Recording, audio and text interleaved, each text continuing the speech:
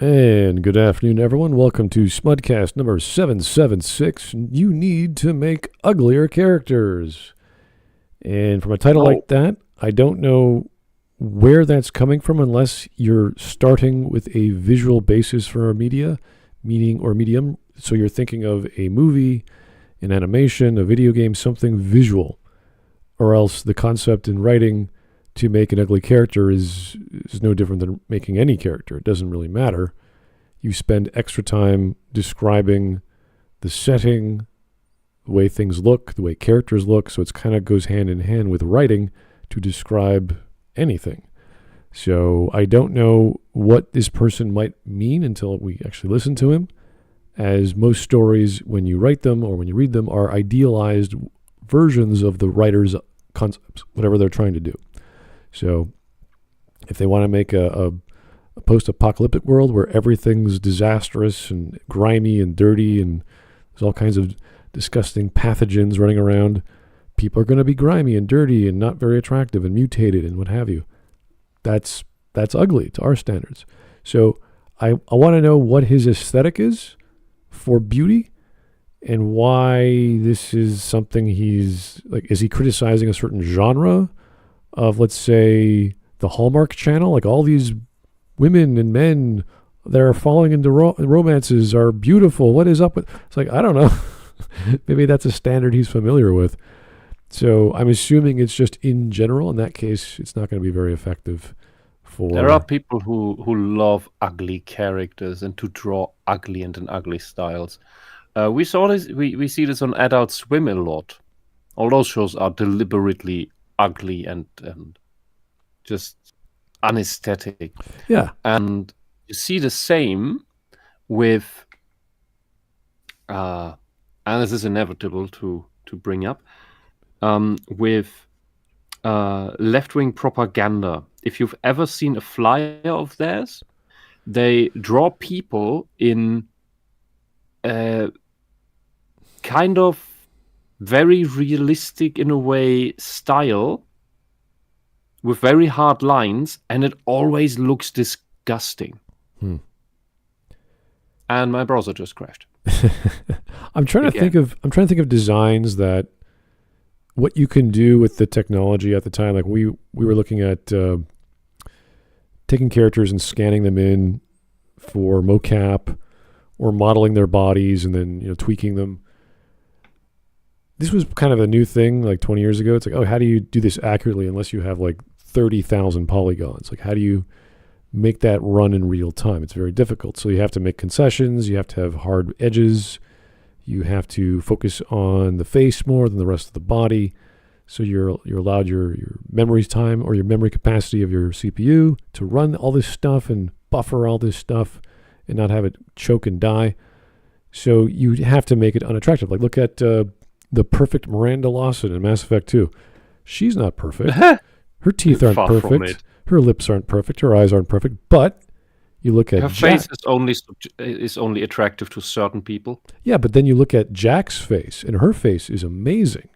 Her lipstick, her eyes proportion, her cheekbones, everything is just well chiseled out.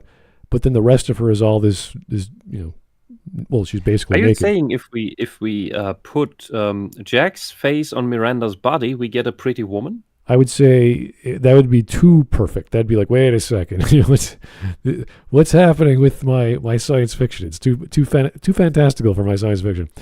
Yeah, no, it's these funny things that you can just like take apart and say, okay, what's going on with this idea? But I like that irony of her admitting like, oh, I'm so perfect. It's like, oh yeah, okay. Yeah, right. Sure, girl. I got the genetics. Genetically engineered by someone who has a clear bias. Yeah, and then her sister looks nothing like her, and you're like, what's going? She's your twin. Wait a second, what's going? Something's off. So I don't know what he's starting. What? There's more jokes in that Mass Effect thing. Oh yeah, because then you also have the Asari, who allegedly everybody sees as their version of perfect. When they're kind of they're okay, but all the players fall for Tali. Oh right, I find that funny. The storyline or the conversation in Mass Effect 2 with those three guys at the bachelor party they're having, and they're all like, no, she totally looks like a Turian. She totally looks like a human. It's like, wait a second, are they playing tricks with us? Do they have mind control powers? And then people basically the Asari are Sukubi. That's one way of putting it. They're the nice, intelligent kind that live forever or 1,000 years, whereas everyone's curious what the hell Tali looks like because she's just so friendly and nice, and you care about her. That's why you're attracted. I think Mass Effect is the ultimate, among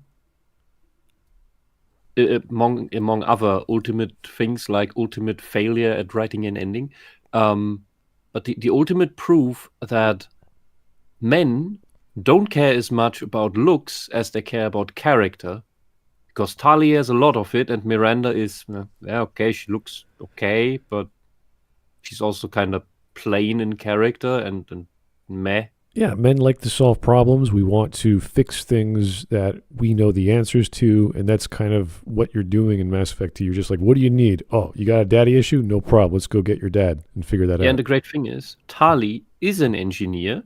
That means she is a woman who understands that solving problems is more important than talking about them. Yes, this is the greatest thing. If you were to find a person in your life that is helping you do your job, and it could be owning a house, it could be living together, it could be fixing your car, it doesn't really matter, and they're into the same things as you and making your life easier, like they're literally handing you the wrench.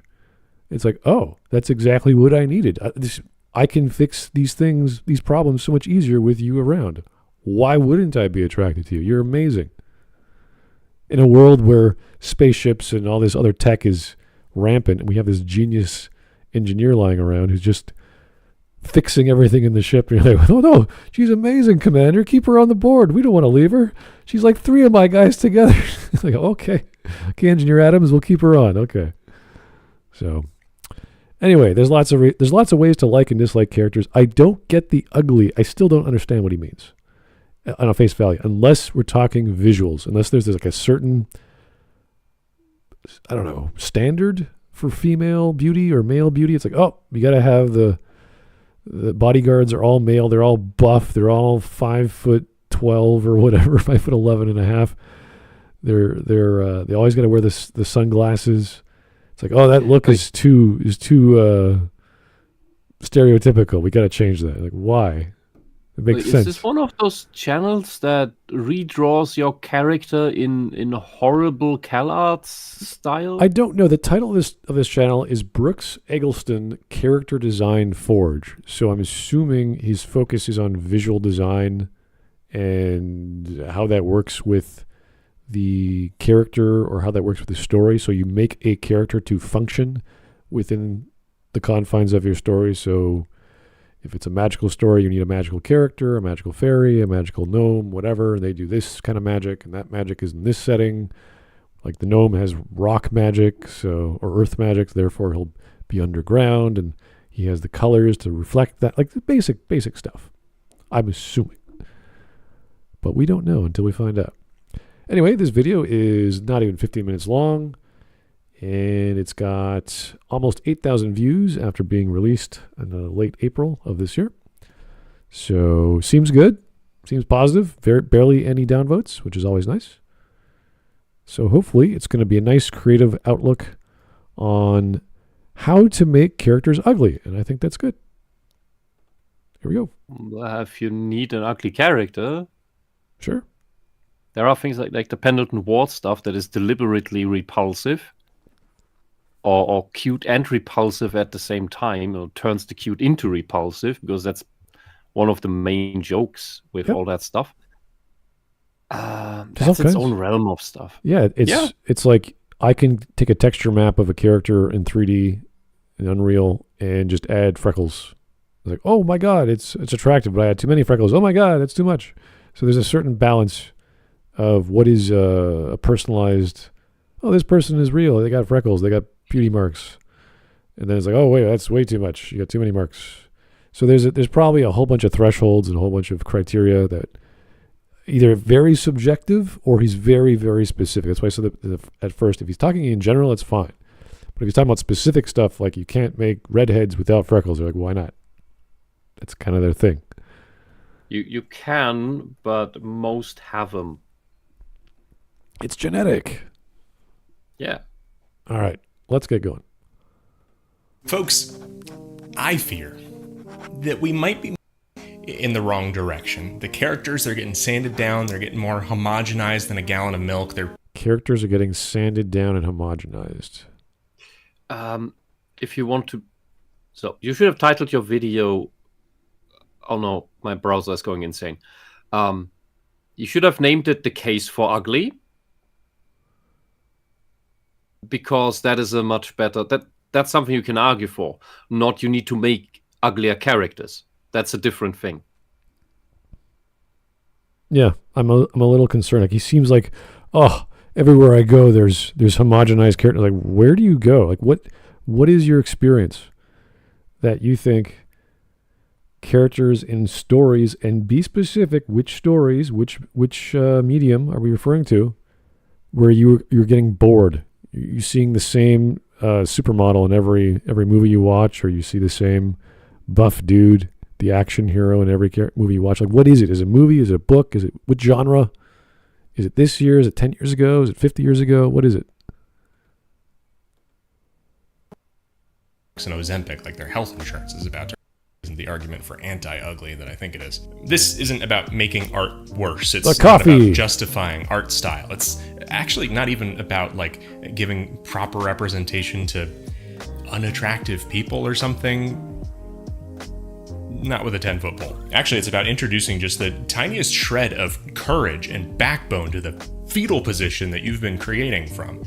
Frankly, it's like everyone's scared of their characters telling them, "You gave me the ugly." Somewhere along the way, in the efforts to... I don't understand where this trend came from that everybody has to take these tiny mini microphones and holds them in their hand now. Yeah. It's just a side note. Just put it on your lapel, dude. In the efforts to... Yeah. No, somebody started with that, and just holding the tiny microphone in between thumb and index finger, and it's now a trend on YouTube. I don't know why. People are stupid. Higher resolution to achieve perfection, or obtuse, and as widely accepted as possible. Characters are getting safer and safer. I'm not naming names. I'm not saying everyone's doing it. This isn't about them, all right? It's about you. What are you going to do about it? And actually, I will name one name to make a point, and that's the sludge that comes out of generative AI images that are made from stolen art. The result of literally homogenizing... Okay, it's not stolen art. They are fed a series of images as seeds or as basis, and then the AI can extrapolate from that and find patterns and say, okay, this works or this doesn't unless told otherwise. So whether that's manual or automatic, meaning it has its own learning method or algorithm, great. But you could say this about all kinds of AI image generators, and they do amazing stuff. So I don't know what he's talking about, unless this is... I've never seen stuff like this before. I don't know what that is. You will run into the problem of plagiarism very easily with that. But that's where you could argue for the stolen part. I guess, but you could easily upload your own... Like this happened as soon as... was it Mid-Journey? When it first came out, people were uploading... All the people wanted to do was they uploaded their own image and say, make me into a superhero or whatever. And they would take the face and the body and they put it into a superhero pose. And it was like, wow, it looks really good. Oh, no, not just that. It does take from images of superheroes that it finds online. And if you have these AI tools on a commercial basis, then technically they are using other people's art to create a commercial service. That's where you can make an argument. Aggregate average between faces, bodies, and details is a skew towards a conventional ideal of sorts. And besides looking incredibly soulless and creepy, the side effect that's come from it is a growing distaste for perfection from the people that have brains that are exposed to it. Is making a character cute or attractive a perfectly valid choice? Yes.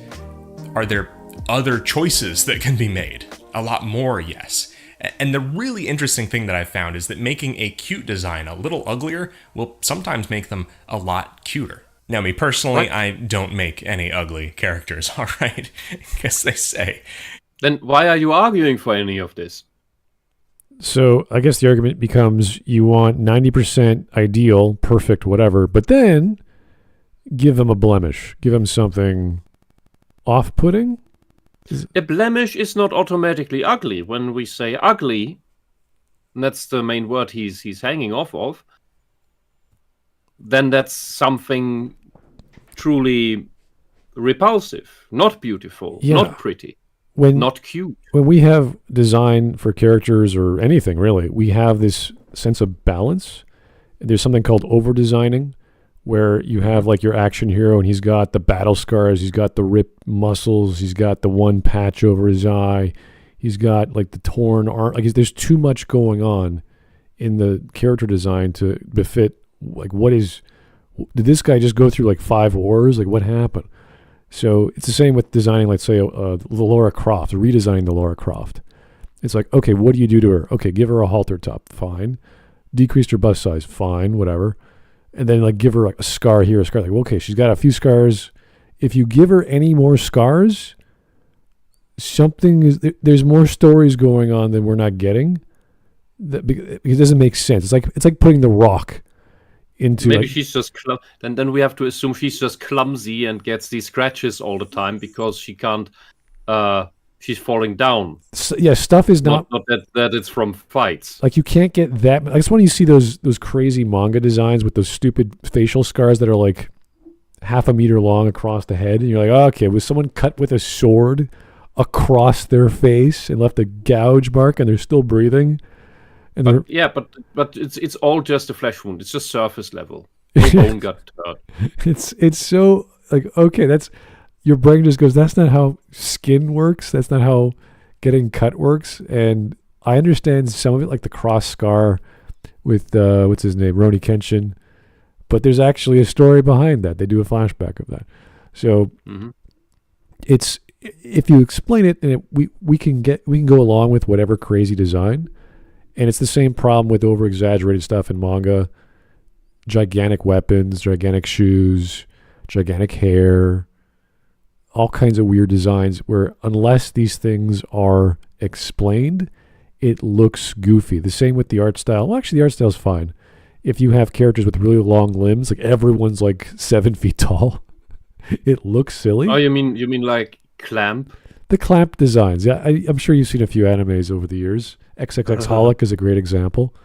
They can't move. They're just triangles on long legs. They're Gumby characters that walk like they're I don't know. They're like from trapeze work. I don't know. They're stretching all the time.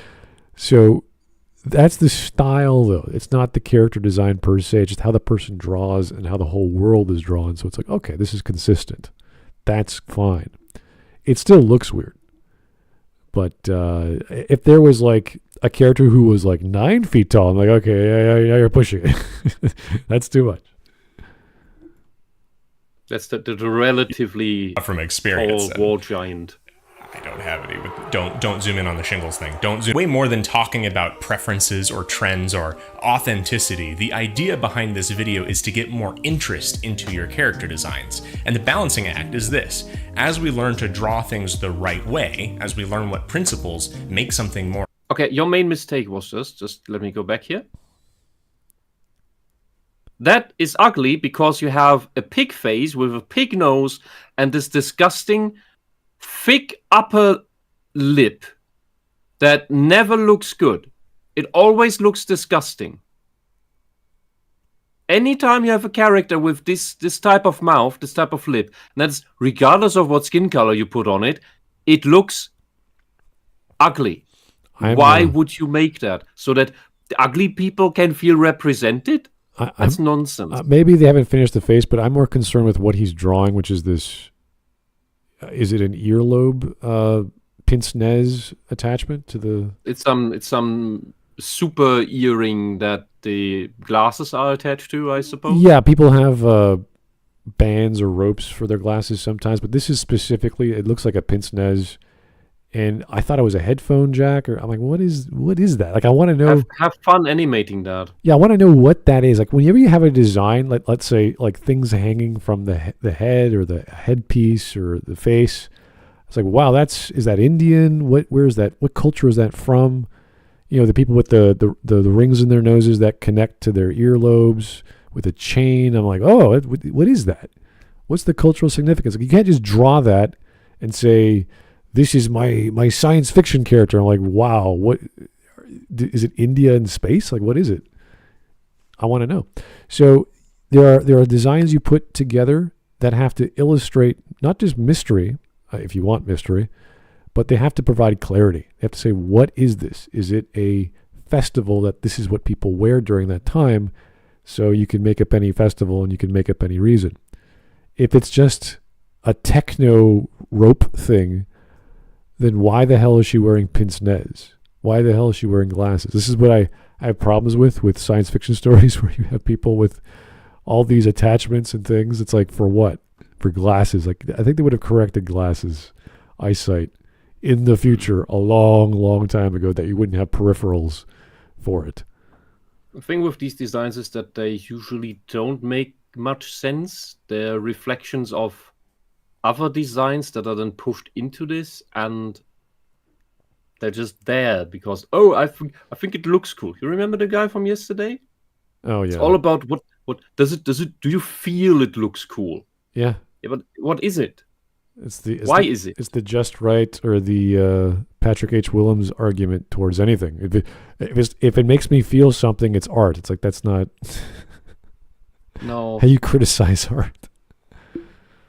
Anyway, let's keep going. Here's Frog Jupiter. Thank you, sir, for the $4.99. The title sounds like something someone with low physiognomy would say. Also, did you hear about the women choosing bear over man trend? For what? Choosing a bear over man for what? What were they doing? Fight? Oh no, it's winning a fight? Quite a phenomenon. It was I think it was started by TikTok, so we can assume it's Chinese propaganda. What? Somebody raised the question: if you went in the woods, would you rather be alone with a bear or with a man? And all the women say a bear. What? Why? Well, because the man might rape her. She's concerned about rape. Yeah. So she'd rather be with the bear who will kill her and eat her. Okay. Definitely. In 99.9% of cases. While the man, the same goes for, would you rather leave your daughter in the forest with a bear or with a man? The same. They all say bear. Jeez. And then they try to justify it, and the arguments are out of this world. All this does is basically a giant proof that our ancestors were right, and suffrage should be owned on an individual basis. Because there are people who simply cannot think logically, reject reality outright, cannot make safe decisions for themselves and others, and we need to protect them from their own stupidity. That's basically all this phenomenon tells us. Because why the hell would you ever, if this was the mother of your children, would you ever want to leave her alone with your children? Yeah, well, this is the typical response I get from people. Like, women are more evolved because they express their emotions, and I'm like, they might. No, that's actually more immature. They might express their emotions more easily than men, because men were taught to eliminate some emotions and focus on what needs to be done. So I don't know if that's more evolved. That just means they have less discipline to me. But that's my interpretation. Yeah, you're right. And kill emotions is that's overdoing it. You only need to restrain them and keep them for when they are appropriate. There's a time and a place. All right, let's keep going. right way, as we learn what principles make something more appealing, it's way too easy to keep playing it safe and erring on the side of pristine and ideal. And a lot of... You know what? I've heard this argument before way back in high school, actually. And this is only a problem for the people who are really good at drawing and they know exactly what to get when they draw a certain thing a certain way and the effect that produces. This is like, oh, I'm so bored of drawing amazing things. I want to mess it up sometimes. Like they it's like this to the actual artists, they don't give a crap. They draw whatever they want because they're so good and they use their imagination as their only focus, and that's all they listen to. They don't care about sentiment or public focus or marketing data. They just do not care. Yeah, I'll tell you an anecdote here from the arts university in town. And so it's an arts university, so and there are some actual proper art courses be in between all the communist crap. One of them is, of course, act drawing. So where, for anyone who doesn't know what that means, that's the classical thing of you have a volunteer who is naked, who sits in the middle of the room or in front, and everybody draws that person. Man or woman, can be any adult, can be an old person, and all the good artists I've known eventually rather wanted to have like old people and really fat people because of all the folds, because they found it so interesting on how the light played around all of that. Yep. Because that was less boring to them. It was not about, oh, I want to draw ugly people. Yeah. There are those too. They're really weird people. But it is not about the person being ugly. It's more interesting, more fun to draw. Oh yeah. When we were I was doing puzzle. I was doing visual. I was doing it with what medium was it? It wasn't gouache. I think we were giving gouache. I didn't want it. It was acrylic. We were using acrylic. And I was doing models. And we had, I remember three of them. One was called The Beast. There was this she had belly fat, this perfectly attractive lady. She had dreadlocks. So that was really fun to paint. It took a while. Then there was this older gentleman, and he was amazing. He was really good. Like, he had props, but he didn't bring them. But he says, oh, I use a stick, a ball. I use all kind of discus. I do all kinds of poses. But he was the best, because he would never sit still. He would always give you 10-second poses, and they were elaborate. He was just a tall, thin man, nothing inherently special, but he was so good at posing. Now the other one was this beautiful woman, and we were like, okay, it's a beautiful woman. What's she doing? A few poses here and there, nothing spectacular. Boring. It was great, fun to draw, great lines, but other than that, no. The guy was way more interesting because he was mixing it up. He was making us look at different perspectives. We were moving around to get the right angle. So, yeah, if you're learning how to draw, making ugly things is not hard. It's really easy. Yeah. Maybe as a general disclaimer and pointer, because all this media we get, all this tainted media, is skewing our perception of reality. Most women actually look good. Most women are pretty when they're naked. They're fine. They're completely fine. They're not these ugly slime balls that the SJWs present us on screen. That's an overrepresentation of ugly. Most women look perfectly fine. Yeah. They're just hiding it under their clothes. If I could make the most attractive painting or drawing or whatever image I was going for, I think I would do that. I would be the most closest as possible to what makes something attractive, like the most attractive pose, still life, architecture, interior design, lighting, color. I would, if I had the skills to do that, of course I would do that. I wouldn't be like, you know what this needs? This needs a really bad drawing of a table amongst everything else. I need a really shitty looking table, but everything else looks great. Why would you do that? Don't do that. Make it look good. Anyway, if you want your drawing, your painting to look ugly, just draw the paint of the background in last. Oh God, no! Don't do that. The kebab shop I was at today. That's a painting, probably made by somebody they know, on the wall. It's just of a vase with a flower in it, and it's like, that the background color was made afterwards because it spills into the flower's petals.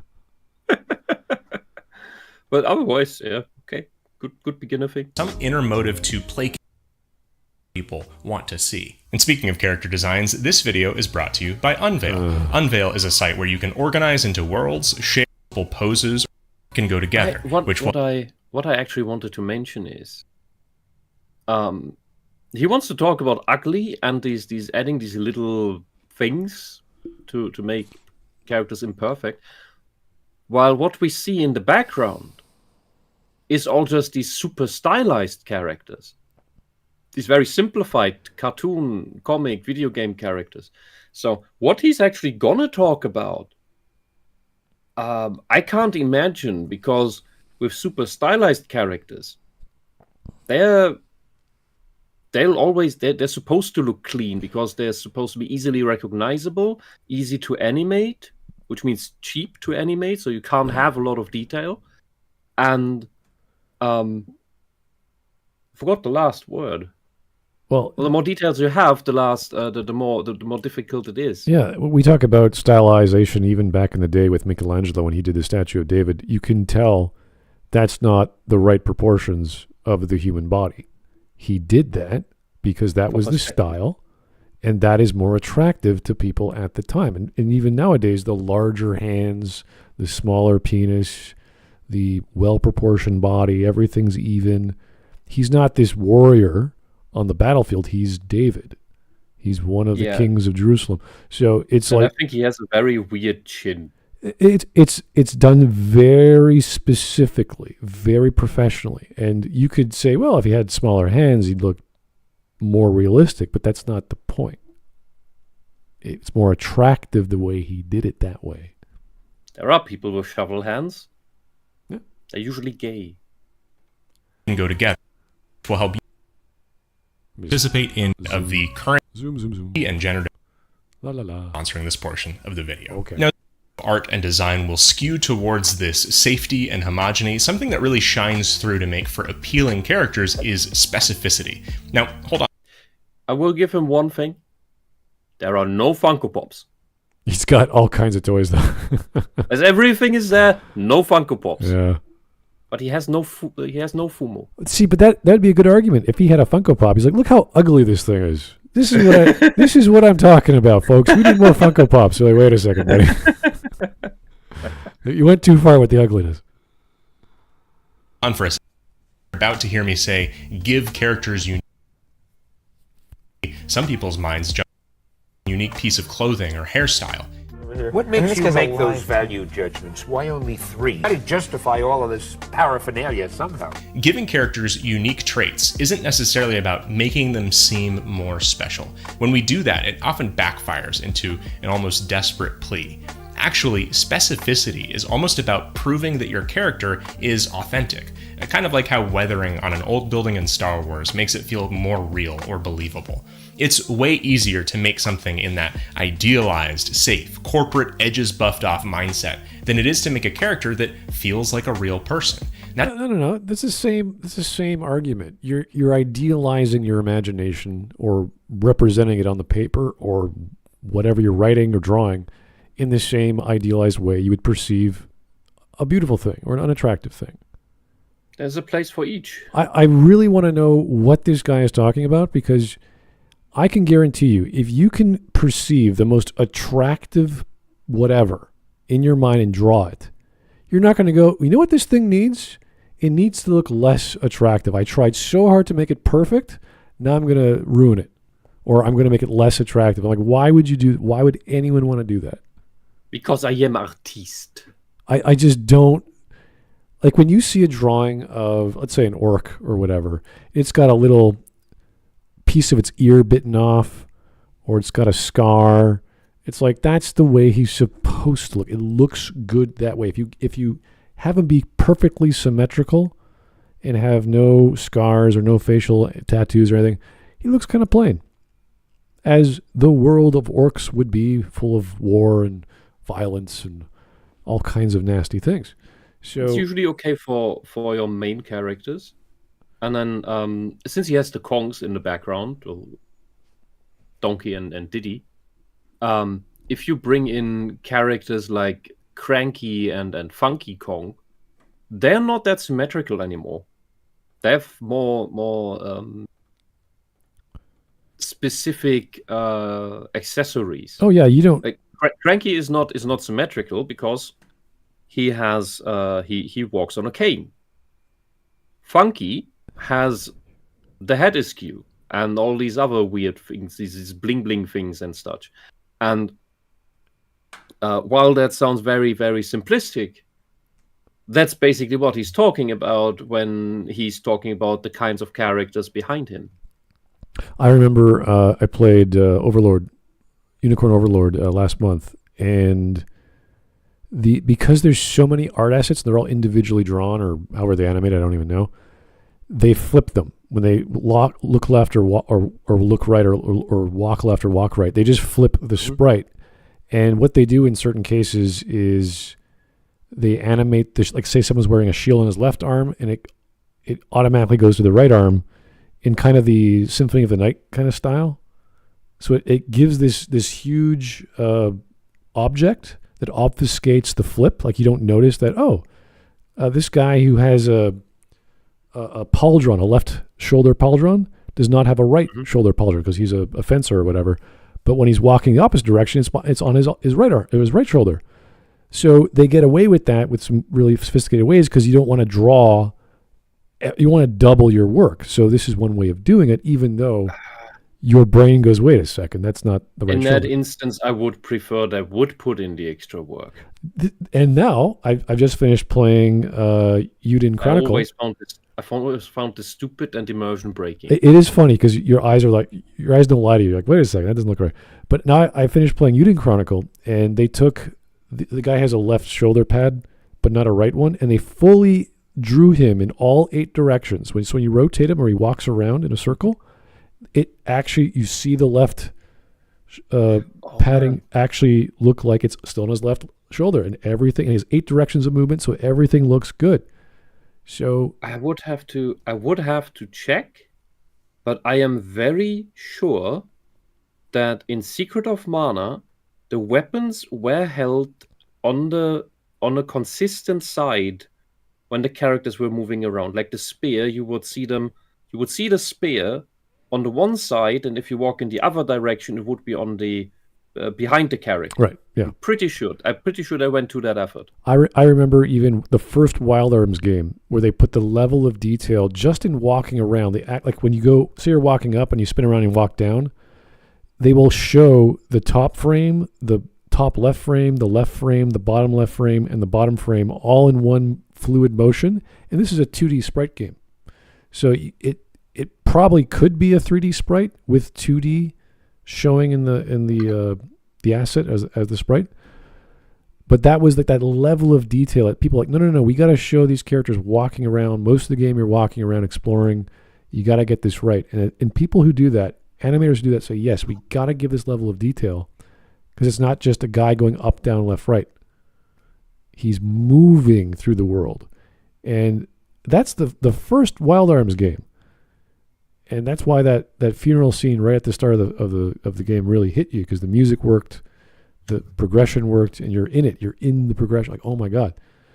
And they drew it. And it was so believable with all the media hitting you at once.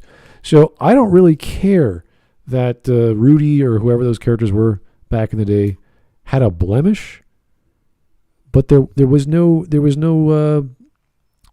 the detail was not there to do that for those older games.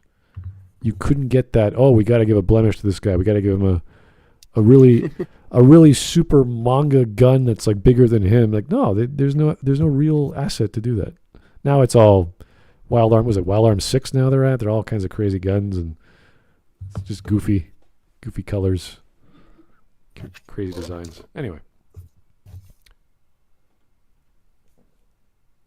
In a realistic style, or even the most abstracted, stylized sci-fi and fantasy colorful blob characters can benefit from being more believable. No, they're not believable looking like this, and I still never found out what this weird thing at the top of this creature's head is, and I still don't want to know. Looks like a disgusting belly button at best, and the end of a human intestine at worst. What is that nose? Is that a mouth, or is that? That's supposed to be a nose. I do not know why Pendleton Ward does this. He draws noses and sometimes mouths in Rick and Morty, for example, like penises. This is not I don't know what is attractive about this character, but there's nothing aside from the hands. There's a thing. There was a study that the more immature people are, the more they reject or find repulsive actual cuteness, and they prefer ugly, disgusting things. And it's only with maturation that they actually appreciate truly cute and beautiful things, and find the ugly things as repulsive as they should. So this whole style is a sign of immaturity. It is made by the immature for the immature. That's why that is why they have this need to uglify things. They cannot stand the beautiful. I would say they're not even skilled enough to draw in a consistent style that is beautiful, because it's hard. It's hard to make things attractive. You can't just throw some eyes and a makeshift face on the screen and call that an animation. This looks silly. Oh, Dr. Chrisman corrects me that Pendleton Ward was not in Rick and Morty. I thought that was somehow connected. All right. Believable. So try this. If you've never done it before, I highly recommend cafe sketching. That's where you, in a non-creepy fashion, observe and draw people that you see in a local... How about go to school? How about... Wait. So you complain about AI image generation, which takes the images of other people, yet here you advocate for going to a public place and taking the images of public people to for your own benefit and later potential commercialization of skill. Yeah. just found the parallel. You know what my artist friends would say? They would say they would take the bus or they'd go for a walk and they would just watch people. That's all they would do. They wouldn't draw them. They would just watch them, saying, how does that person walk? How does that person behave? Mm-hmm. And they remember the visual. They're like, oh, this guy had a cool looking bandana, or it moved when he walked. That's cool. Like they would get the essence of what that experience was, and they would figure it out in their own head. Maybe someone had a really good photographic memory or whatever, but no, it was always the experience of what I saw. And that was it. I would also suggest to not go to a coffee shop, because that's where you will only see weird hipsters with weird hair and stupid clothes. Instead, go to an open cafe at a marketplace where you will see normal people. They will walk by, they will sit down, maybe they sit in the cafe across. Yeah, that's where you see real people. You use coffee shops to meet potential business partners. I don't know. I know anyone who orders an iced latte these days. I've never met someone like that. Anyway. I want a coffee machine. Oh, a German one would be nice. Like one of these ridiculously expensive ones where the stuff actually tastes good. Oh, yeah. Those are too big, though. Yeah. Not worth it. Anyway. Oh, but only when it's self-cleaning. They have those, yeah. I would take that as a gift. Yeah, a few $1,000. Yeah. I would never buy one of these. I'm too much of a tea addict for that. Yeah, okay. But a good coffee once in a while. Now, this is an opportunity to focus on any aspect. Really fun, but it also especially helps with informing. Yeah, let me get my $800 pad with my stylus and my Wi-Fi and my battery pack. Let me just start drawing. Okay. Who is this for, dude? There was a time people just used paper and a pencil. Anyway. Have you tried getting used to I can't explain this any better than I can. show you some examples of cafe sketches done by my friend Max Ulickney. These are prime examples of specificity. Each of these people, if you describe them to like a police sketch artist or something, are probably relatively average. You would not, a police sketch artist would not do this. Sketch artist would slap you. You'd be like, what the hell is this? Well, I see posture damage. I see, all the elements of a caricature. So you see posture damage in the neck, in the feet, that turned at a 90-degree angle. So he will have knee problems pretty soon. This is not even... He's super skinny on an unhealthy level, yet has a giant face and nose. Yeah. I would recommend this guy to an osteopath or a nutritionist. He's got to learn how to metabolize fat. He's not retaining muscle. There's nothing on him. Some people can't. But this is exactly the problem. You're going to a hipster place, so you see hipsters. Yeah, do not go to a North American coffee shop if you look like this. It's very unhealthy. None of them is quote-unquote spec runway models anytime soon. But it's that specificity drawing out aspects of these people and their perceivable personalities that make them interesting.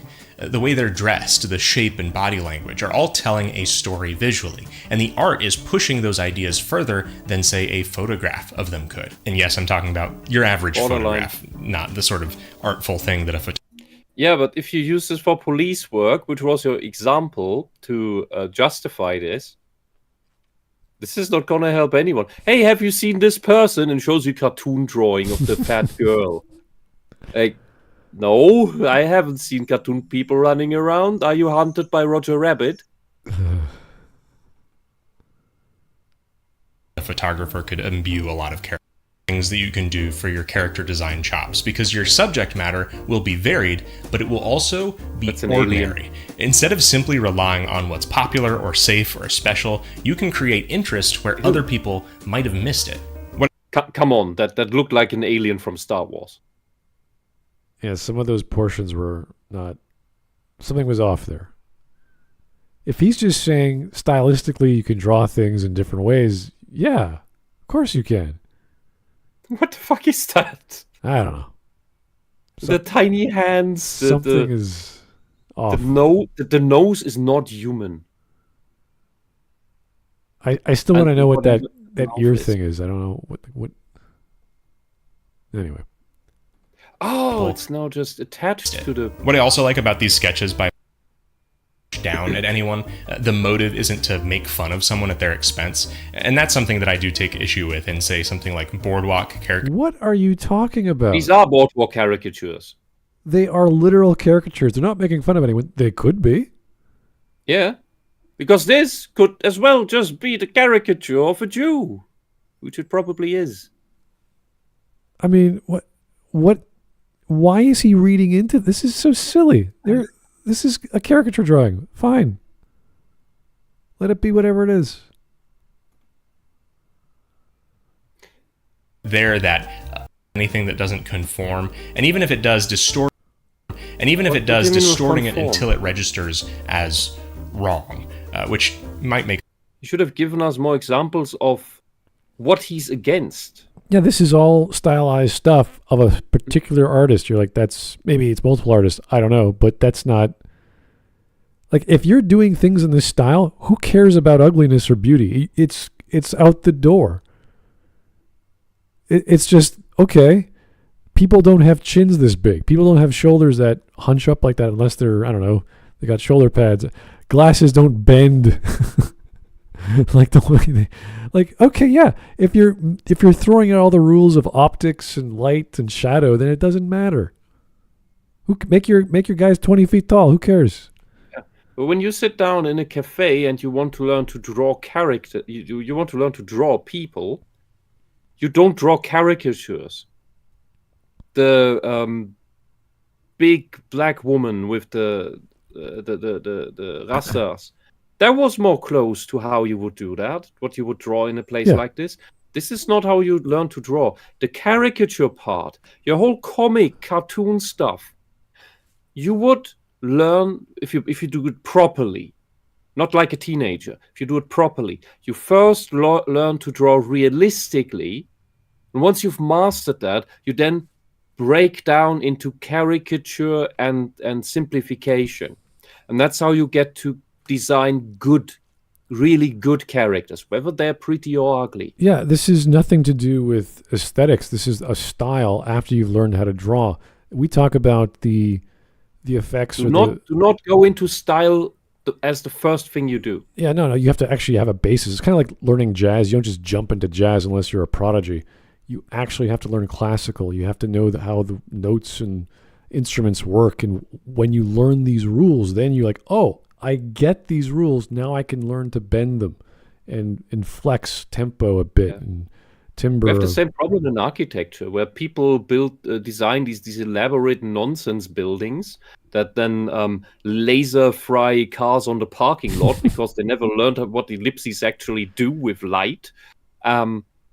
First, you need to learn what a wall is. And the best thing to do that is if you actually build a wall brick by brick yourself. You'd think that's beneath you. That's what construction workers do, who are your pleb slaves, who do that for you, who execute your dreams. But really, you should have done that yourself at some point. Yeah, if he's just going to show us cartoon artwork, this is going to be a stupid video. So we need a standard. We have to have a set bar for quality. And he goes, okay, we're making too many, supermodels. That's bad. Okay, why is that? Because this XYZ. Great. How do we fix that? We need to implement factor A, which is ugliness. Like, okay, what is that? And then explain that. That's it. That's how you should explain yourself. Not, look at these caricatures. It's like, they're caricatures. Everything's exaggerated. What's your point? Anyway, we're at 6.5 minutes. Yep. Probably just isn't interesting. Cafes from authentic sources, the same as using reference images, will help you better represent a form or shape or texture. Cafe sketching will help you fill the tank for character design from real life, instead of just other fictional characters. These principles aren't exclusively about human character designs either. One of the next ideas I want to float by you has to do with a belief that I feel very strongly about. You should not be able to see a bunny's mouth. They're hidden under cheeks and nose, angled toward the floor, for a reason. So I doubt anyone's going to contest that rabbits are a quintessential cute animal. They're docile, big eyes and ears, nary a hard angle to be found on them. Then why do you give us the most ugly lips on humans imaginable? Or show us the belly button asshole on the forehead?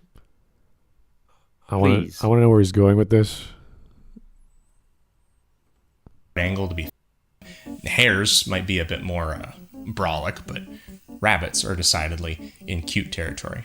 Hold on, before I put that in the video, I've been saying brolic my whole life. I just want to make sure the definition is... Oh! This whole time I thought it was like an old English word, and it turns out I just grew up in New York. So all that being said, bunnies as a character design, in my humble opinion, become far more interesting, even if the cuteness takes a hit, once the forbidden angle is introduced. And that's when a bunny yawns. Here you take something that is otherwise 90% fluff and add a sudden 10% of sharp incisors, framed... It's still cute. I don't understand. In an extreme expression. It's largely funny because of how it throws off our expectations for the rest of the creature. Why? You know where bunny teeth come from? Buck teeth? Yeah, but show any person, have a photograph of them normally smiling and then open their mouth as wide as possible. Yeah, it's going to look weird. I don't judge the entire design based off open mouth. That's silly. That's not ugly. What are you talking about? It's still cute. It's a rodent. Maybe he thinks that certain biological parts make it ugly, but he can't even figure out which. It's like, look at a beaver, open its mouth. Yeah, like putting the asshole on the forehead. Yes, that is ugly. That is weird. That is disgusting. This isn't. This is the good natural part still. Like it's not like the inside of the mouth of a hippopotamus. That is scary. That's gigantic. that is also damn scary. Because there's all these weird shapes there for all the weird teeth. Yep. Same with the crocodile. Same with any killer whale. Like they're just massive, scary stuff. Okay. But this is a look this cute little sheep teeth. I mean, words. It's late. Yeah. Juxtaposition. And if we want to pretend to be pretentious about it, there's now a layer of depth having to do with what this creature is concealing and what it's potentially capable of. Either way, I think it looks hilarious. I don't. It looks like, oh, that thing's gonna threaten me. Oh. This is no different than a dog opening its mouth wide or a cat. It's like any animal. It's like, oh, that's okay, whatever. You caught it opening its mouth very wide. And while this is a threatening pose, they may they can still look cute despite it. Yeah, like you're not gonna have a rabbit. Depends on the aesthetics. You're not gonna have a bunny or a rabbit open its mouth for more than a few seconds like it would be like, is there something wrong with that little rodent over there? Like what's going on? Like this happens within a shutter speed of like, okay, multiple shots of, oh wow, it's yawning. Click, click, click, click, done. Oh, we got one shot that you could barely remember because it happened so quickly. That's why we took a picture. And look, if you showed me the beak of an octopus, that's a different story. Yeah, there's plenty of poses of people talking. Take any politician you dislike, and I'm sure of all the camera angles and all the slow frames of animation, you can get an ugly animation, and you could, oh, look how stupid. That's too easy because most politicians are degenerated mutants. It's the same thing. This is so silly. They're not cute. Politicians are not cute. I know, but like, you could take anything and take it one frame out of a million and go, oh, look at how ugly this thing is. Like, what are you talking about? How dumb. Like, and he's failing at portraying the bunny as ugly or out of this world. It's still cute. I actually have a friend, and all she draws, well, not all, but like 90% of the things she draws, she paints, are bunnies. And I call her the Bob Ross of bunnies. It's so stupid because it's just like, I swear she's done thousands since I've known her. Well, everybody needs to master something. It's hilarious. Like she's doing, and her entire Instagram is just bunnies. I'm like, oh my God, lady, get a new hobby. Draw an apple. I don't care. Do something else. It's too much. But she maybe smart. You have to do this nudgingly. Yeah. Well. Suggest a different species of bunnies. Well, I'm gonna send her, hey, try drawing a bunny with its mouth open. She'd be like, well, why would I do that? That's not very fun. I'm like, I don't know. Try it.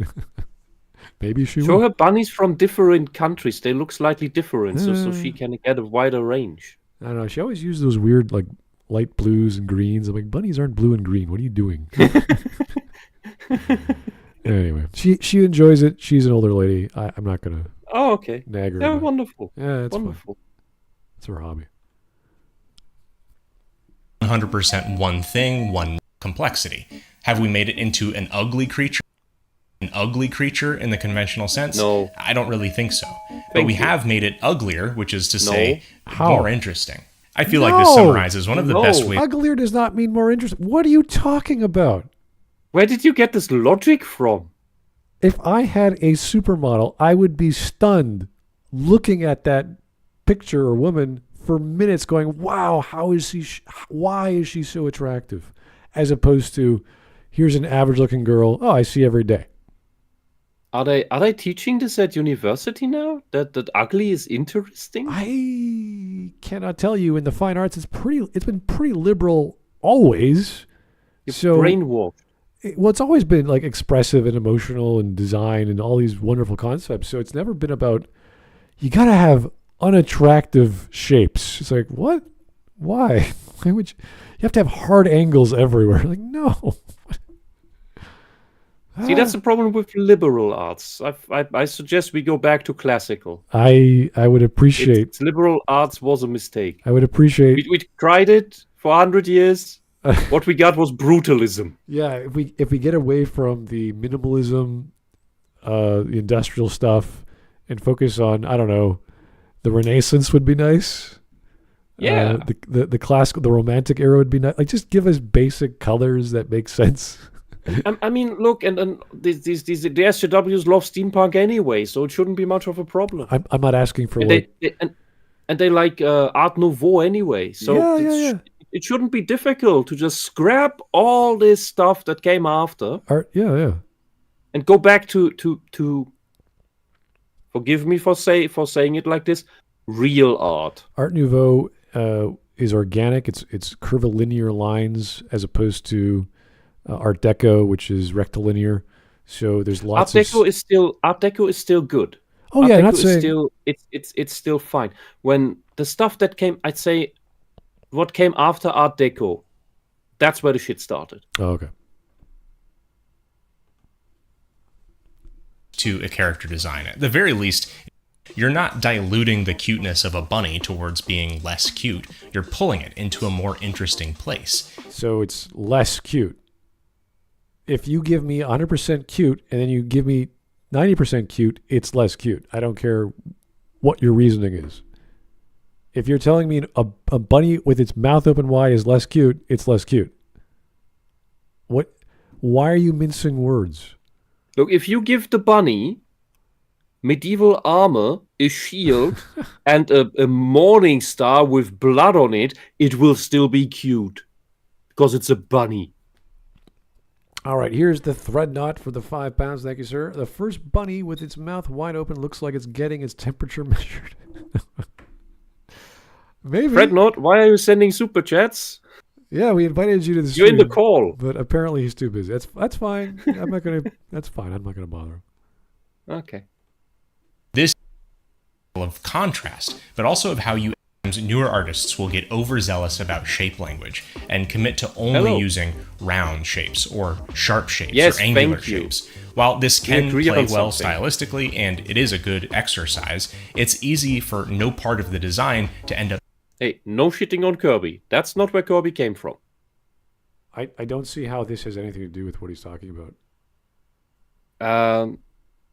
Considering where he is, New York and or California, that's all they do there. Yeah, but you're comparing like an object like Kirby, who's just a big puffball, to, I don't know, Super Meat Boy or a Thwomp or whatever, because it's square, or rectangular. Yeah, I think Kirby he misidentified as part of this art movement, if you will, style movement, because Kirby was just designed to appeal to children and be simple to draw for children. The entirety of the Kirby line is like that. They're all these very simple round shapes, and only later on you get the more complex characters. Yeah, but either Basics is the super simple stuff. That's for so that children can draw it. Either way, I wouldn't say that Kirby is cuter than a Thwomp, or because of their overall shape. That's just like, there is nothing cuter than Kirby. I'm sorry. I mean, rounder shapes are cuter than edged shapes. I don't see how, but fine. I mean, I just like. It's because they appear softer. Oh, really? Yeah, but look at Dr. Robotnik, Dr. Eggman from Sonic. He was designed as Dr. Eggman in this egg shape for the same reason, so that he's easy to draw for children. All right. No other reason. The design standing out, just the same as using all ends up highlighting nothing. All it takes is just a little bit of edge, some tooth, pardon the bunny word association, something that provides a reason for a design to be individualized. Something as simple as a scar, as overused as even that example is, can ground a design with some history. Even as someone who is generally aiming for a light and delightful vibe to most of their design and illustration work, I usually still like to add something to a design to divert it off course. In the Stormfellers universe, which takes inspiration from some of the design sensibilities of Jim Henson, the ugly comes from some intentional goofiness. Biko was once a much uglier character, but he still is by no means the most ooh-woo adorable thing. There's still an element of awkwardness to him. Same goes for Acious gangly height and unorthodox mouth shape, or Glang. It looks a bit like a a bit of a dork. That character is mentioning the green thing. I don't see how that's ugly though, or what element makes it ugly. Yeah, I think they just look like third stage evolution Pokemon. It basically looks like the character's supposed to be a nerd, and that big crab thing looks like it's supposed to be more of a jock personality. I'm trying to grasp what he's getting at, because he's saying if you throw a little element in there that's goes against the grain, it causes your eyes to go, oh, that balances things out now, because everything was soft and smooth, and now everything is hard, or that one little thing is hard. It's like, okay, yeah, that's fine. They're both distinct, but I wouldn't say either of them is not cute or that either of them, are ugly. Yeah, this is like we mentioned scars, right? That's people can consider scars in general ugly. Fine. But with scars, there's different types of scars. There's some scars that are like what you see on Inigo Montoya, where it's just a small scar that doesn't detract too much from how they look. Two. And then one on each side, and that makes it a bit goofy because that's overdone. That's like what. And then he gets cut again in the same place, twice again. I was a bit confused when I saw that. I'm like, wait, you got cut again?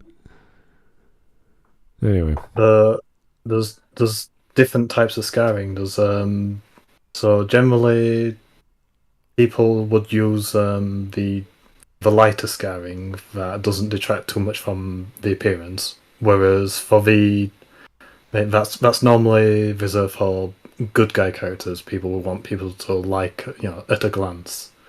Whereas there's a thing, that's usually reserved for evil characters. That's a big, ugly scar, one that looks like it's healed wrong, or one that's completely unfaded, looks like it's raw, can be over an eye, that sort of thing.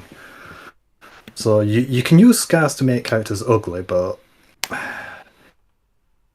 if it's easily hidden, then that's not the kind of scar. I'm trying to remember the character Scar from Fullmetal Alchemist. He's got that cross across his forehead, which goes right over his eyeballs. Like, yeah, you would have lost your eyes if you got cut that deep in that fashion. It was more like a burn. Yeah, I guess. But he's called Scar. He has a scar. Like, okay, that's not ugly. That's part of his character.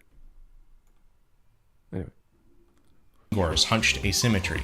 Even for various background and tertiary characters, Olgatha remains an almost conventionally ugly character by some standards, but the conceit with her doesn't have to do with her physical. By what standard is she not? What makes her ugly and what makes her attractive? Tell me why this character is the way they are and how. That's in hair. This should not be hard. It's like, why does this character work even though she's not attractive? It's like, well, she is attractive. She's just not beautiful. Yeah, okay. Give me this line of, well, by some standards, she is not attractive. Yeah, because we could take or not beautiful. We could take the title. Name me the standards by which she is beautiful and attractive. Because we could say, okay, let's say you have a lot of ugly characters in Fallout or whatever game you're playing or whatever story you're reading or any movie you're watching. The majority of them are 50% ugly. So there's like a half and half. Like, oh, they're really grimy. They got scars. They're losing an eye. Whatever. Not symmetrical. Or ghouls. Yeah, and that 50%, he wants, no, I want 60% ugly. That's what we need more of. And I'm like, oh, that's where we're coming from. So there's half and half, and I want it to be more ugly than beautiful. Great. Why? Tell us how that works. And he could do this. He can do this in Fallout. He can do this in a science fiction. He can do this in a Roman retelling. I don't care. And say why that works so well. Not, well, you can draw a person, a bunny, and they got a mouth, and they got teeth, and you're like, okay. What are we comparing it to animals that are fur? I guess we could use that, but he's not telling us what the reasoning is, what the criteria is. He's just saying the effect. Oh, look at the mouth. It's strange. So is this lady with the flag on her back, whatever that is.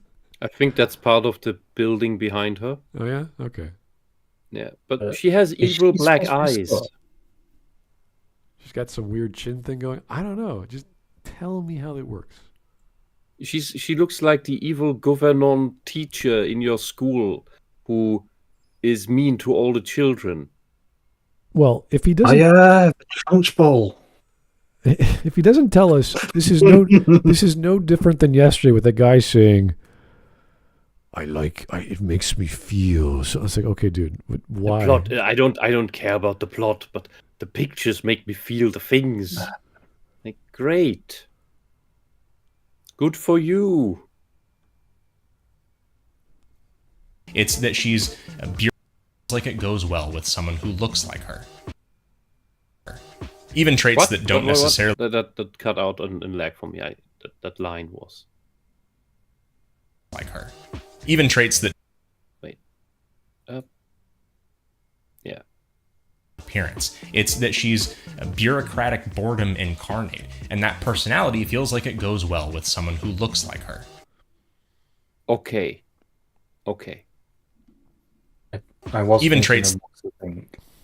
Yeah, so for a horrible character, a horrible personality, you make a horrible outside, so that we see the monster is not just inside, but also reflected on the outside. Okay. Who finds that attractive and beautiful?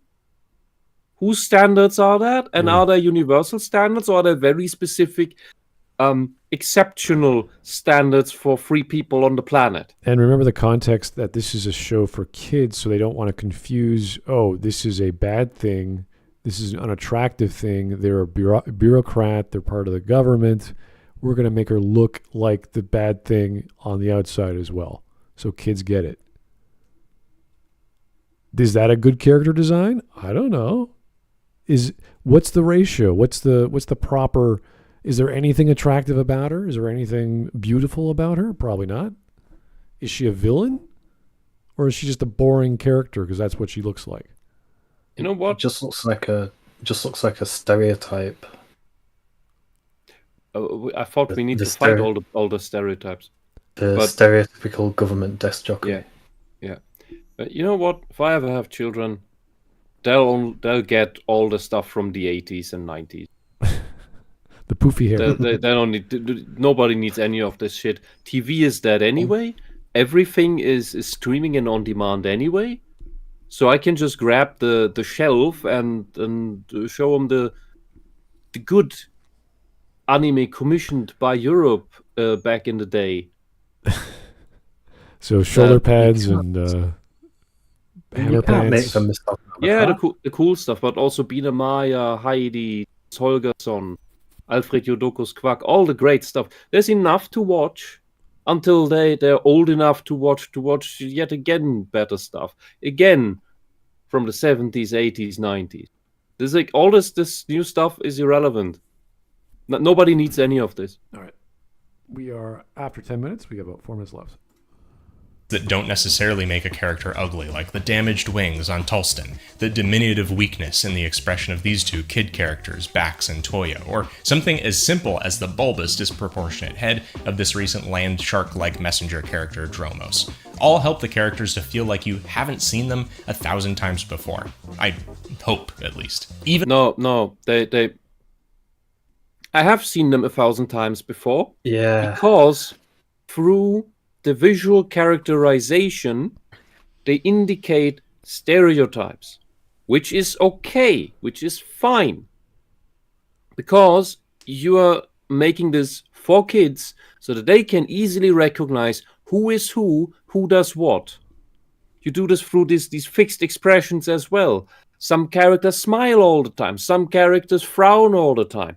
The bureaucrat probably scowls all the time. That's part of that. We have seen these characters 1,000,000 times. You have just made your own versions of them. And there's nothing to fret about. And none of those characters are, particularly ugly either. They're all adorable. Mm-hmm. All right. Even when the result isn't explicitly ugly, it's designed from that has a goal other than making something as perfect as possible, or feeling like it was designed to make you like them, which almost always has the opposite effect. And as disconnected as it seems, cafe sketching and studies like these have helped me develop that variety in shapes and ideas. What does that nose? I get that these aren't strictly ugly characters. Dude, you need to work on your noses.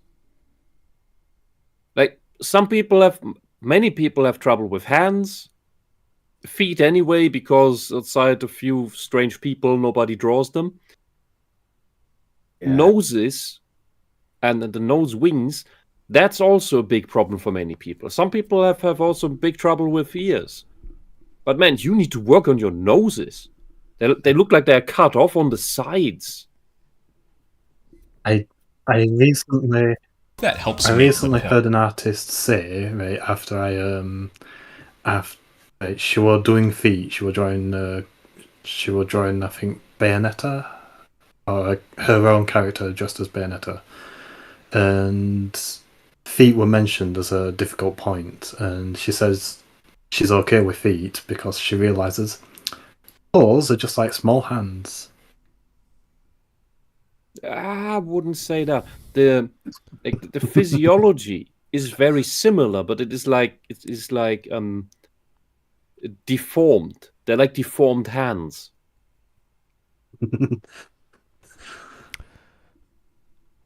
And once you get that, once you wrap your head around that you still have all the same bones as you have in a hand.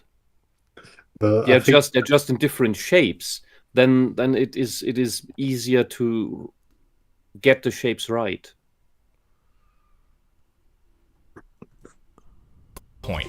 Making your characters a little bit uglier does not mean you have to go full tilt into gross out and repulsive. It's far more about specificity and intrigue. So it's possible there may be some incendiary nonsense that we opened this video with that might have implied that everyone's homogenizing their character designs, and that would be outright false. As the idealized photorealism of CG films becomes less important in the wake of Spider-Verse, we're getting aesthetics like the one in Ninja Turtles Mutant Mayhem, where human characters especially appear like rough and... That is deliberately ugly. That is just disgusting. And the way what they did to April is unforgivable. Lopsided concept art. This serves a narrative purpose that helps inform the viewpoint of the main characters, themselves mutants, looking back at humans as other and different. It looks like Rise. What was that? It looks like Rise, with Donatello being... Oh, God.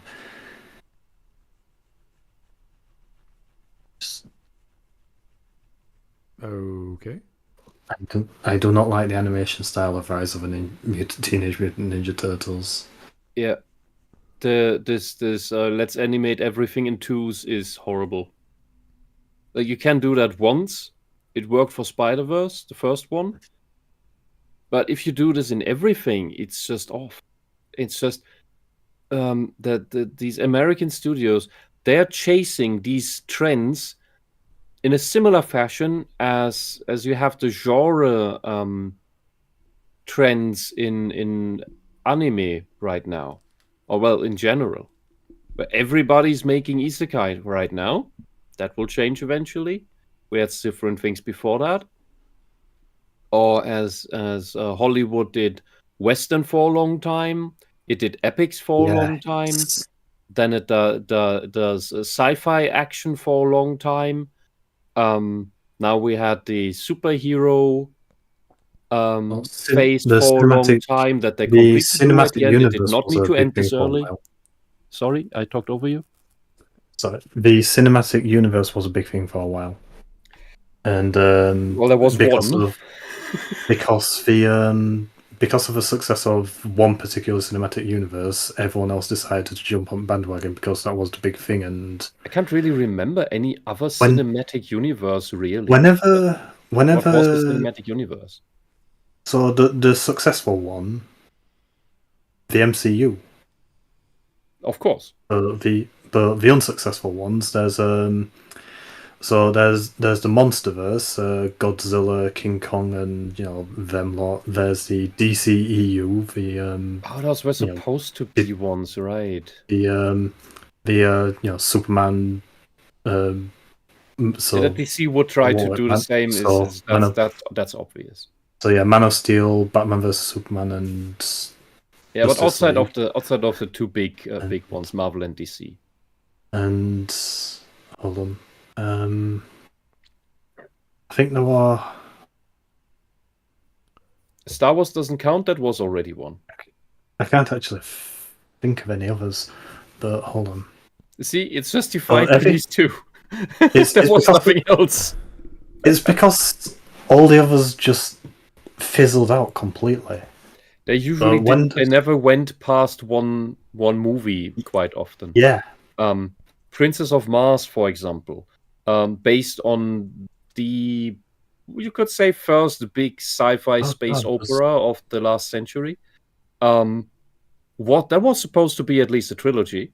They only made one movie, which completely flopped. Sadly, because there was some with a little bit of suspension of disbelief. I've just got. I found it fun.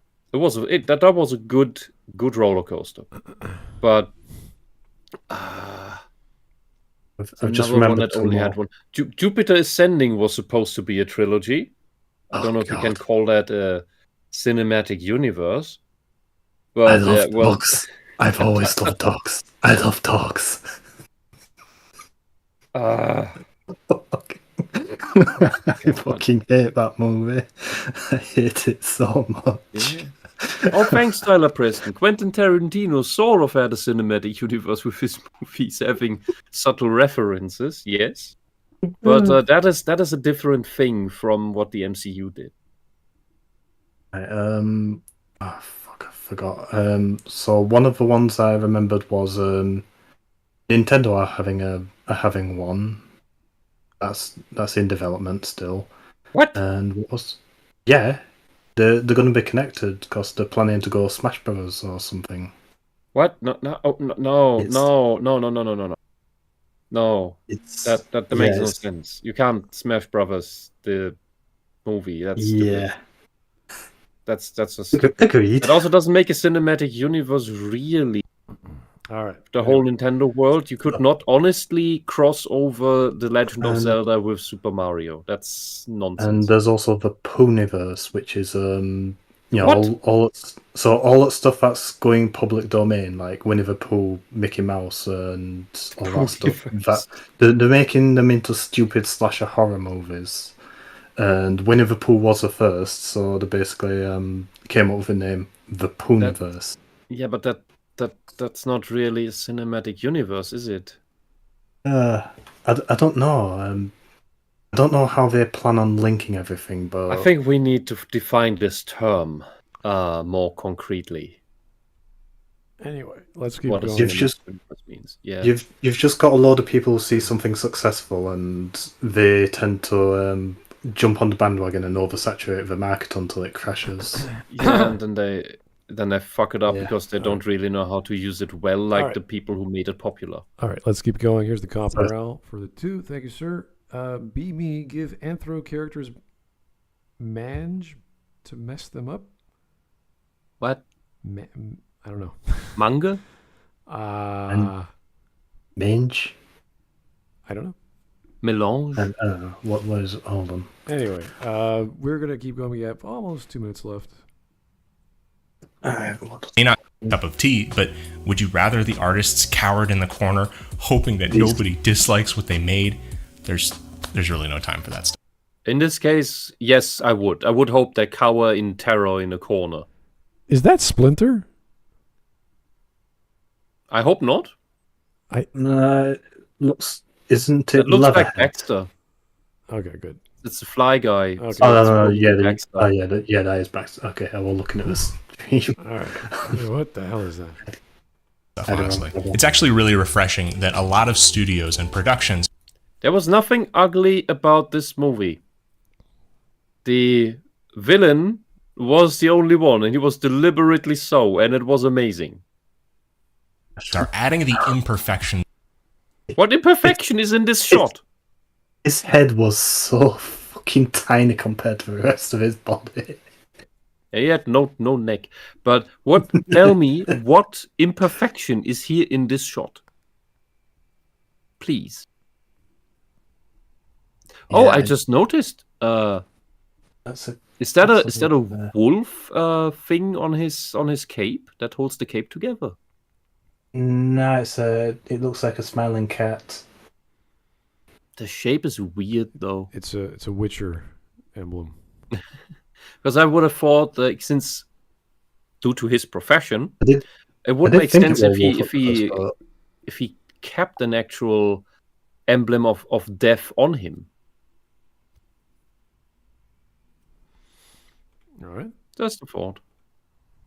Sort of like the fingerprints on a clay stop-motion animation, it's a nice reminder that this has a sometimes literal human touch. Going back to Spider-Verse, even the design language including so many hard-angled planes and characters' facial structure, like on Peter B. Parker or Miguel O'Hara, in a lot of other productions, the shapes on something like their nose would be rounded down or smoothed out. And this goes doubly for feminine characters who are almost always simplified that way. Because that's what they look like in real life. They have sweeter shapes because that makes them attractive, so that the species can reproduce. You know, that's what attraction is for. Male characters have harder angles because that's what makes them attractive. That's why hard angles on a woman look off. And soft angles on a man look elvish or boyish. Also, a tip I got from an artist when drawing male characters and female characters. So to make a character female, you need to spend less time developing her features. Just draw her out, and you don't need to develop her features as long as you do a male character. Mm-hmm. Those angles, we get something more raw, painterly lighting, something more unique. If your default drawing techniques involve some amount of this smoothing out, in fear of making something that will possess the quality of being ugly, it takes effort to reframe the way that you're approaching drawings, but it starts with remembering that something that appears perfect isn't going to be memorable. Circling back to some of the earlier things we were saying, the thing is that human appearance is a vast spectrum of possibilities, spanning skin and muscle and fat and feature variety. The more observation that you can do to build a mental library of possibilities, the more elasticity that you can give certain shapes, it will serve to individualize your work that much more. The problem with creating a character that's flawless, though, is that if that's the impression that you got from someone in real life, it probably means that you aren't seeing them clearly. I think ultimately that the concept of making a character that is idealized or objectified is going to be in diametric opposition to them being relatable. And neither thing ends up being inherently right or better, but I think a lot of times entire casts of characters look cut from the same J. Crew cloth. I'm sorry, what the hell are you talking about? We want the idealized hero. We want the idealized man on a steed, knight fighting a dragon.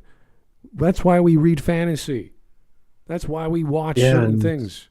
He just dismissed his entire argument that it's better to make them ugly because he just said it doesn't matter. It's unrelatable. I can't relate to a magical dude swinging a sword fighting some alien. Like, I have no idea. I can't relate to a purple alien with a dick for a nose and a poop hole on his forehead. You know, I want to escape. I want to get away from whatever real and unrelatable. I want the thing that's weird and goofy and silly and far out. I'm completely fine with Frieren and Fern. So think about Jonathan and Joseph Joestar real quick for a second. You can relate to those two characters. You can easily relate to those two characters based on how they act.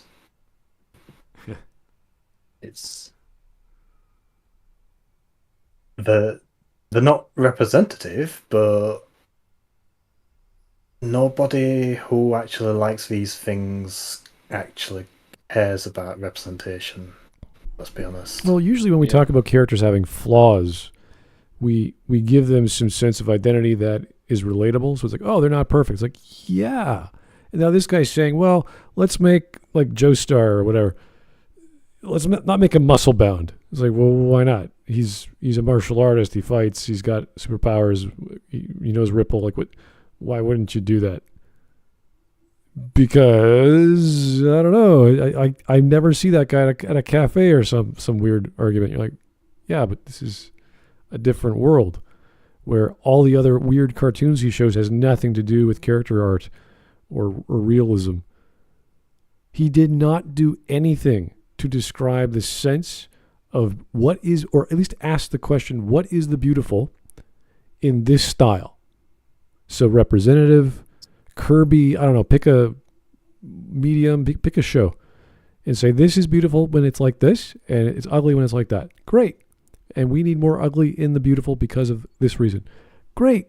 That's how you should formulate this. Not, I know stuff about this show. I know stuff about that show. And I like this from that show. And here's a bunch of character drawings I like. It's like, I don't care.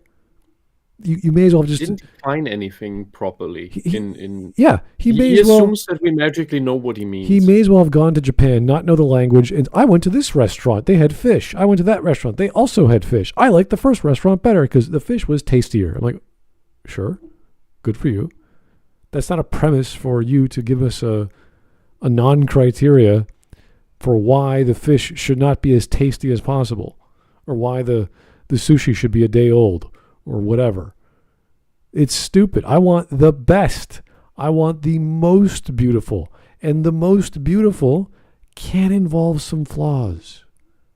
But there's a very specific ratio. Like imagine if the statue of David, he didn't have an ear. You'd be like, whoa, what happened? Was that weather damage? Did the story of David, like, did I get a different interpretation? No. Michelangelo never gave him a left ear. You're like, why? That's stupid. It was foreshadowing for Picasso.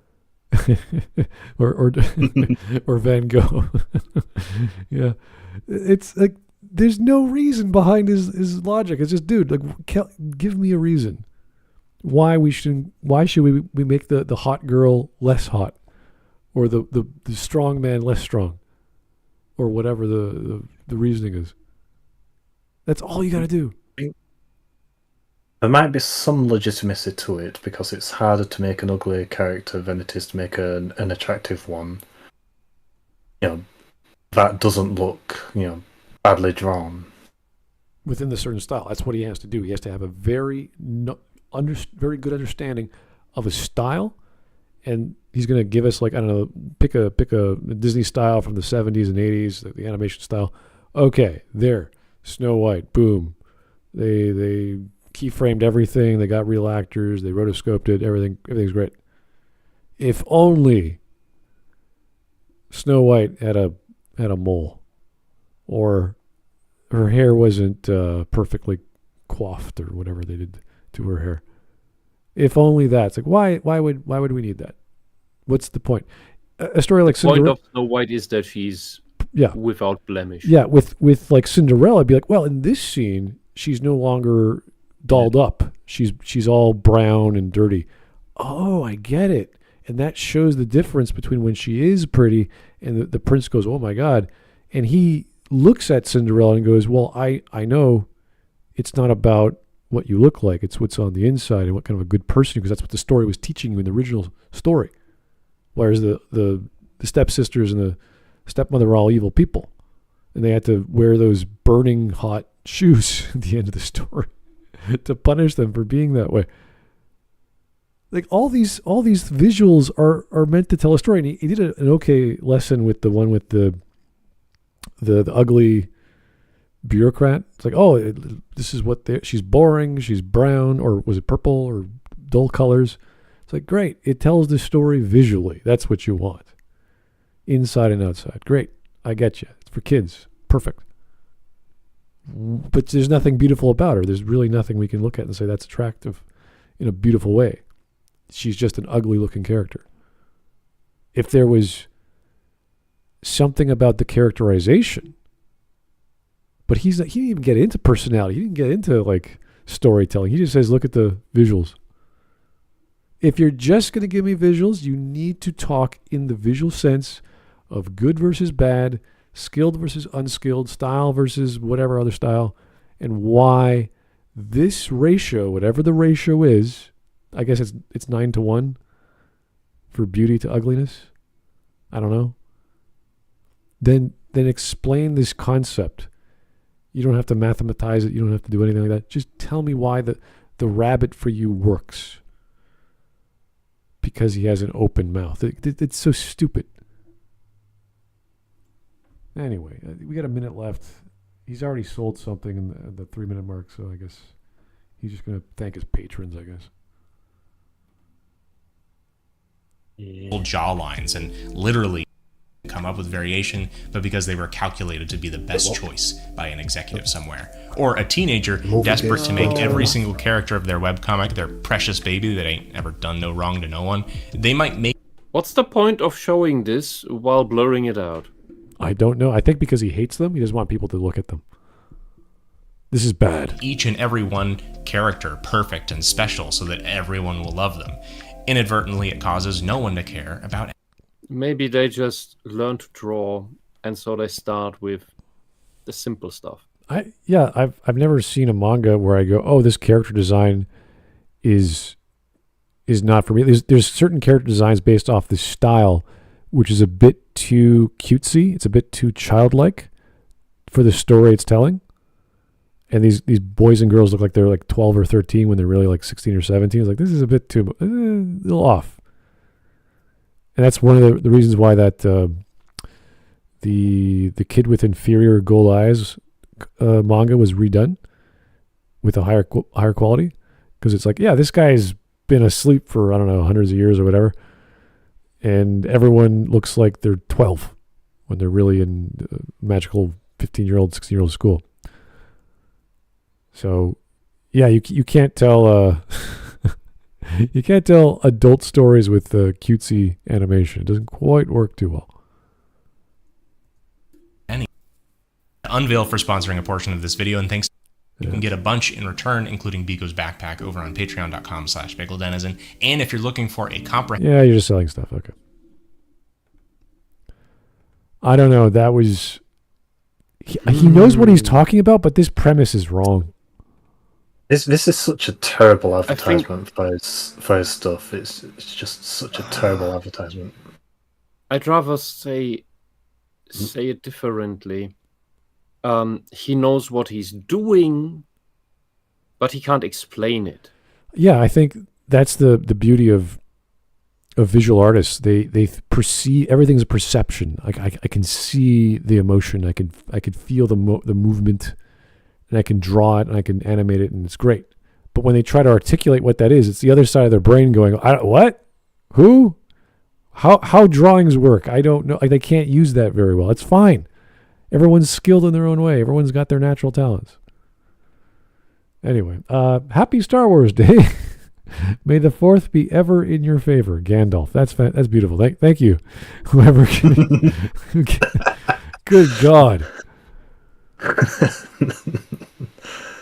Oh dear. I'm just looking at a thing in top right. I can't tell what that thing is in drawing or expression, but features, rendering, and design are cute. Story. It's not cute, but it's not ugly either. It's just it looks. What are you talking about? Like that thing on top right. The his advertisement thing. Where it's got drawing, expression, creatures, rendering, design, and story. Okay. Be careful who you call ugly in middle school. So we went from Squidward to I don't know, his beefed up version. He's gonna break some hearts when he's older. The baby. Okay. Mm-hmm. Yeah, that's called the handsome Squidward meme, by the way. Oh, didn't know that. Did you know 1 in 3 people are ugly? I'm not ugly, me either. Must be 1 in 4. What? That's a nice motivational. I'm not ugly, you're ugly. Oh, I'm at the gym longer than you. Hello, I'm Terrence. I am plowing. I'm Thomas. What ugly wheels you have.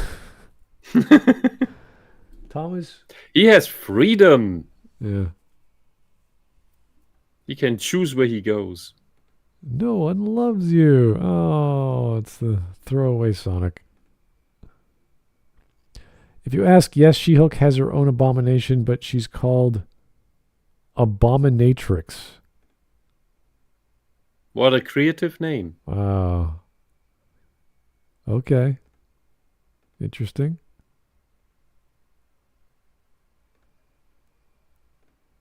Did you see him? That duckling is awkward. I'll show them. When I grow up, I'll be beautiful. 1 year later, nailed it. Oh, dear. Duck with teeth. There once was an ugly duckling. Its parents were so disappointed. The other ducklings were quite cruel. But eventually it grew into a beautiful swan. Wait a minute. Oh. Haha, check out the ugly duckling. Go ahead and laugh. One day I'll be beautiful. You'll see one day. Check it out. Now he looks even weirder.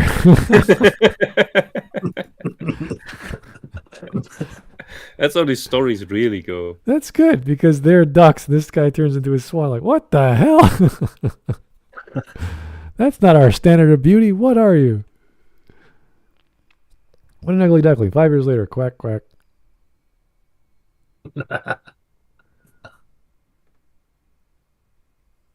We need to see Ugly Bob return. That's it. That's the ask. He was by far the greatest side character. I don't remember him. Yeah, it just looks like... He always had the paper bag It on. just looks like a normal Canadian, but he wears a paper bag over his face because apparently he's ugly. Okay. But only Canadians can see it.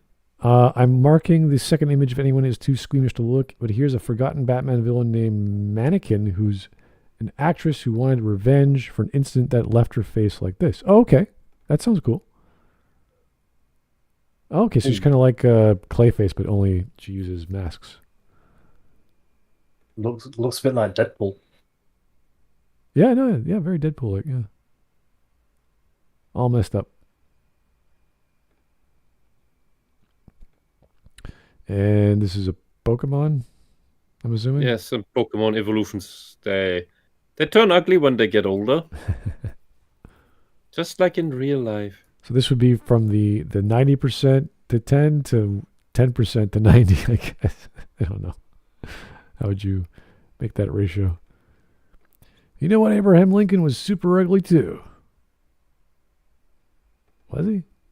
Distinct. He was distinct. He had a top hat and cane and all kinds of cool stuff. Anyway, you're not as Wrong different angular face. as you might think. Deep down, everybody's beautiful. No, everybody's ugly.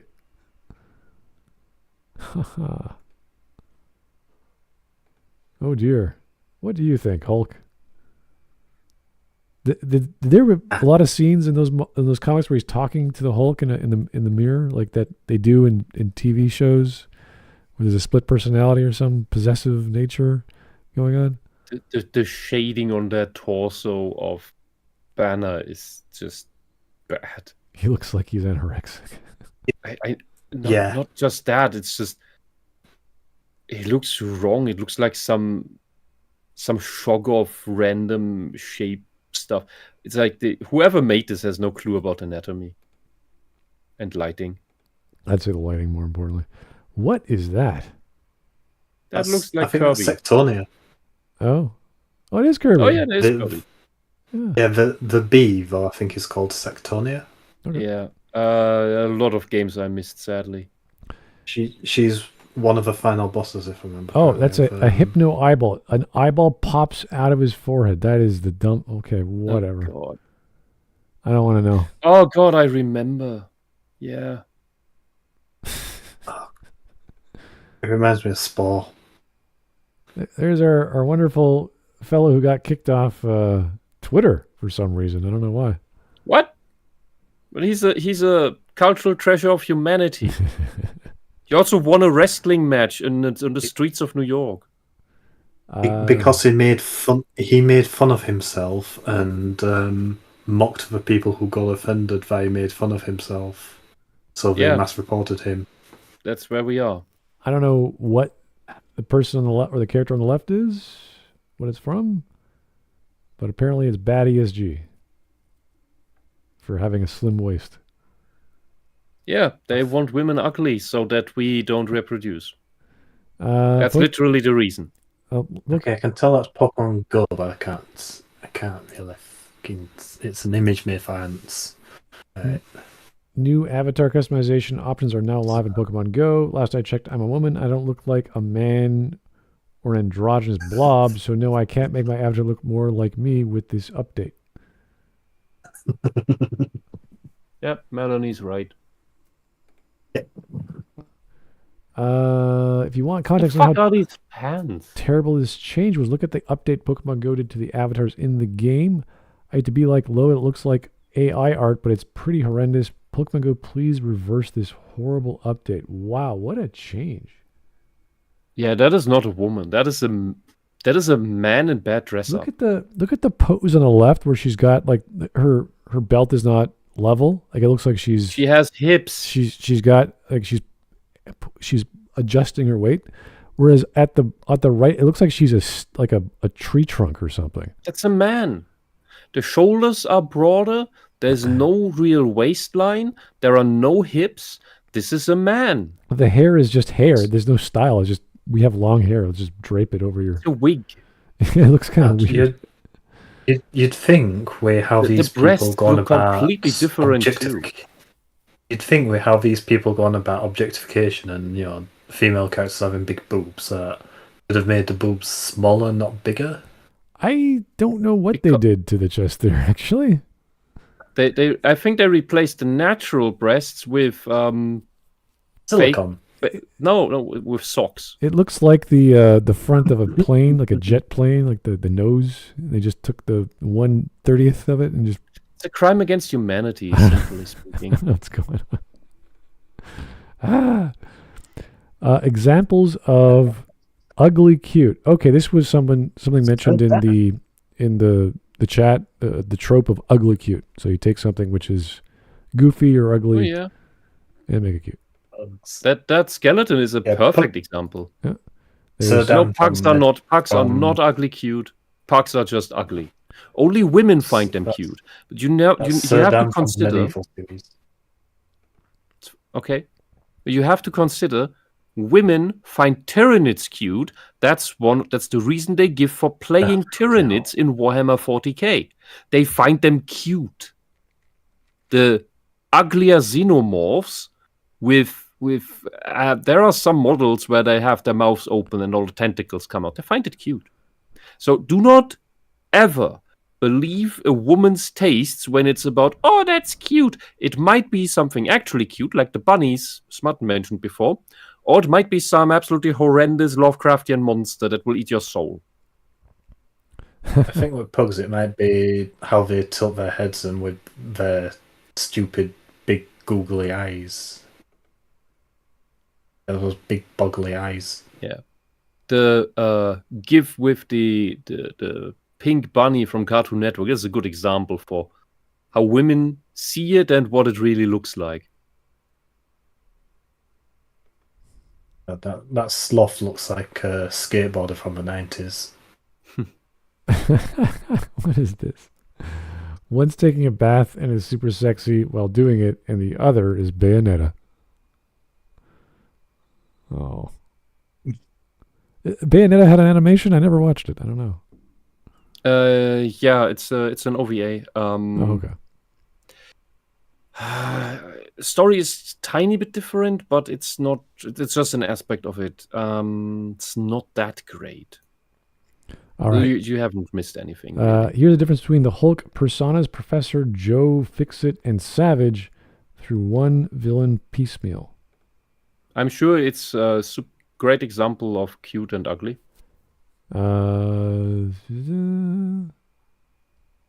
Okay, I got it. And here we have the Incredible Hulk piecemeal. Is that? I've never heard of piecemeal before. Why does it look like the second picture is from a yaoi? I think these are just Pokemon evolutions. Peaches. Okay.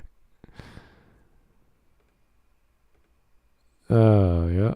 No. I don't think this was Kami Gobbledygook. I think this Yeah. This was his own interpretation of art. He's just not that good at articulating his thoughts. Okay. What the fuck is that Wendy? Well, that's capturing her personality. I'm also surprised you know her name. My favorite thing about WarioWare Gold is how Wario will poorly draw any amiibo you scan on the Wario Amiibo sketch mode, except when his own amiibo is scanned.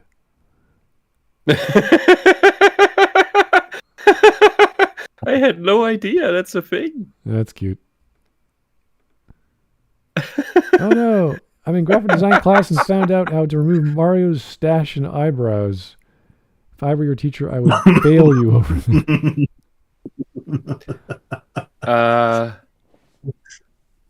He looks like Fix-It Felix. Yeah. He has no emotion. He's just Yeah, he does. What's this? God, My God, he's really hot. No, he's a monster. What? The hell? Oh God, not that game. Draw your favorite I think Nintendo the character face- in this and nothing else. So you put Kirby in his weird. What is that? Is that a sweater that has a hole in it? That is yes. Yeah. It works for Japanese physique. Oh, It looks just stupid on Europeans and anyone else. Yeah. Anyone who's not a petite Asian. oh. And anyone with big boobs, it just looks ridiculous. What is this? Is a bodysuit? What the? I think they swapped around. No, did they? I don't want to know.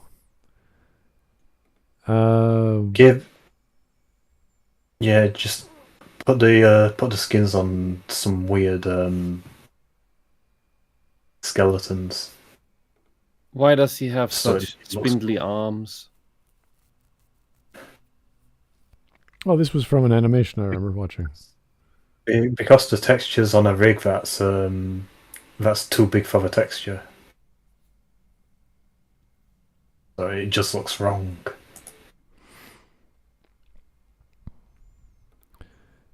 Jackie Chan is Splinter in Mutant Mayhem. Okay. Mange, Mange, M-A-N-G-E. Oh, is a skin disease found. Mange is it found in animals that causes them to lose their hair and toughens their skin? Oh, imagine that on a furry. That's how we can turn them back to humans. Wow, interesting. If you crush a cockroach, you're a hero. If you crush a beautiful butterfly, you are a villain. Morals have aesthetic criteria. Change my mind. Huh, interesting. Agreed. Well, if you're just indiscriminately destroying insects, I would not destroy all of them, but I love killing. Why not? I love killing ladybugs. Whoa, you're evil. Oh, not when there's thousands of them outside. I will. When they're outside, they're fine. Yeah, The and then they only get problem is inside. They build a nest in your apartment because their shit stinks. When there are a lot of them, you can smell it. You don't want a nest of them. One ladybug is no problem. No. They must you don't all need die. To kill every ladybug. Every single ladybug I encounter must die. There's zero tolerance. If you're moving and I don't approve you die. There's nothing. I only kill the ones indoors. The ones outdoors, they eat pests. They must die. I don't care if it's outside the house, inside, is it near the walls, maybe a meter or two. You die. There's no question. The ones indoors, they're just vermin. This is kind of cute. I like this. Whatever. That is amazing. Over 64. That's fun. Yeah, with the Treasure Island walk, I love it. Okay. That was one of the best meme times ever. I don't know what's going on here. Why there's a lightsaber and a pinup model, but She's That was a character. I remember her, but I forgot everything about her. All right. She's a Sith Lord. All right. Also April 17th. Yeah. Rediscover your crotch. That's what? What? You are able to create abominations beyond your wildest dreams. If you're lucky, you can even show off your private parts. This has got to be a joke post of some kind. This is probably parody, but justified parody. Yeah. All right. Well, that was interesting. Yeah, you can tell it's parody because they're honest about it. Mm-hmm. Well, thanks to whoever cleared up with Mange Mange is from the Mange from the Copperal. The term mangy. Mangy? Oh, okay, fair enough. Yeah, that'll be where the term mangy comes from. I was like, yeah, was mispronouncing or misspelling? I don't know. Yeah. There's another super chat. Didn't catch that from JJJ Madness. When people ask you why AI will take away artists' jobs, this is why. Yes. Maybe his explanation wasn't there. It was lacking the basic necessity for explaining a concept like why you should not make the most beautiful characters visually ever. He sort of said, well, I was going under the impression of like 90%, 95%, but he said put the one thing that distracts from the elements that are already present. Like, let's say the rounded features, have the bunny wield a cleaver, like a nice square in his hand. Like, oh, okay. Like, give it something that draws the attention away from the thing that is already attractive. And that could be a contrast to appreciating the attractive as well as being unattractive or less attractive, therefore ugly in this composition. So there's lots of ways he could have worded this to have it make logical sense and have it be practical and within the confines of a style or animation. He could have gone the extra mile and talked to people about why this works and how. Like, talk to an actual artist. I'm not saying he's not an artist, but he clearly doesn't understand the principles that he's trying to espouse. And it's not the hardest thing to grasp. This is not some crazy chemical equation for beauty or appreciation like we have, like the uncanny valley where you have this big drop of attractiveness. It goes all the way down to unattractiveness. And that's it's a scale. You can measure it. We don't need that. We just need a basic understanding of what he's saying. And it was all just, I like this. You should do this. You should go to a cafe and draw. And like, well, it's not really going to change much. You'll get some experience, but you're not going to change how you understand what he's talking about, sadly. Anyway. Do act drawing. Go to a real class. Learn real drawing, anatomy. If you're an artist, you're already an artist. You're already drawing. You've already figured out what not to draw. And that crazy Cal art style is not going to help you start drawing that way. There's a reason why art teachers, at least they used to do this, where they would, have a go at kids who tried to draw in, anime style before learning the fundamentals, because learning the fundamentals improves, everything just about any other style. Oh yeah, you could actually get a book. I actually bought it from. You need to. It wasn't from Amazon. This was before Amazon was a thing. It was a book completely in Japanese on how to draw anime girls. And basically, it's half it is just normal poses that you would get from drawing from a mannequin or from doing stick figures and then drawing out the flesh parts and the musculature. And the rest are all faces and waistlines and posing and hips and breasts and eyelashes, like all the little details. So half it's just the basics. Just get the proper proportion, get the proper angle, get the proper pose. Nothing to do with the anime manga style. And there's no, it's all in Japanese, so I couldn't understand it. So I'm just looking at the pictures going, oh, okay. I understand. that gravity affects the breasts this way, or the hair that way, or the angle of the spine in a certain pose. Very important. Once you have the spine and the skeletal system figured out, which that's why people draw stick figures, the rest of the systems just follow naturally.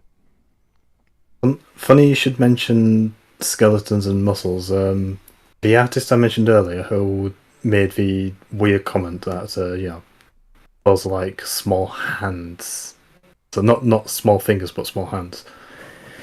She does a lot of skeletons. She enjoys drawing skeletons, and she also keeps up with muscle studies, and she does draw a lot of muscular characters. So yeah, she spends about 40% of her time drawing skeletons, another 40% drawing muscles, and the rest of it is boobs.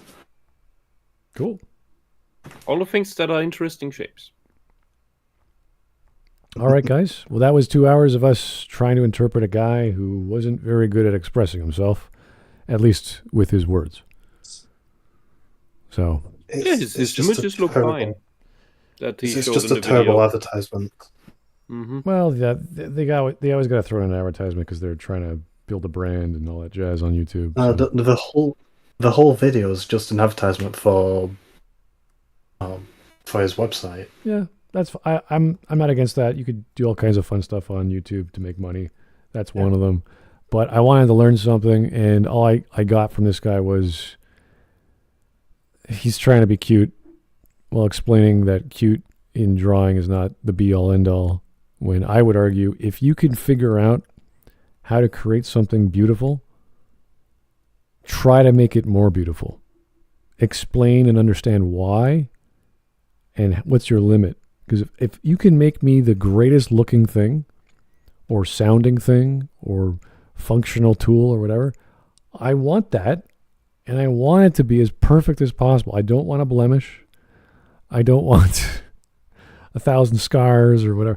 Give me the best idealized thing and go, whoa. Like, I will have the argument to say, you know what, dude, that drawing you did is too perfect. If only it was less perfect, would it be more perfect? Like that will never happen. But I want that I want to be the critic to do that assessment. You don't do that. You give me the best you got. So this is like me telling a writer, yeah, just flub your ending. Just throw it together. 90% of the story is fine. Make sure you focus on that. Last 10%, don't worry about it. Just put it together. Who cares? I think one of the major issues is he doesn't seem to understand what makes something ugly. He just sees something that makes something distinct and goes, oh God, yeah. See. Yeah, people argue about that, what makes something, because when you say something is ugly, you immediately mean something else is attractive or beautiful. And there's all kinds of boards online will tell you, well, photography, did you like the picture? Does the picture make you smile? Does it make you appreciate the scenery? Is the perspective good? Was the lens this or that? It's like, yeah, it's a good photo. I may not understand it, but it doesn't need to have all these basic, like, complex concepts of composition. You have to have the foreground be in focus and this and that. It's a good photo. Explain why. I like it because of this. It's like, great, thank you. Just do that. So, it's not hard to write believable or create believable characters, visually or otherwise. It just takes effort.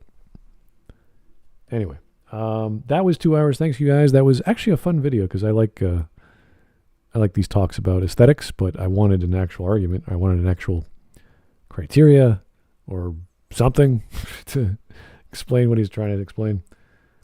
And we just got a guy liking stuff saying, don't be perfect, which is not the right message for artists. So, thank you for the suggestion. Basic word choice is already wrong, I think. That's the main problem. Yeah, so thanks for the suggestions. Keep the suggestions coming. Keep the voting going. We will see you soon. Maybe tomorrow. If not, we'll hopefully see you for Anime Monday.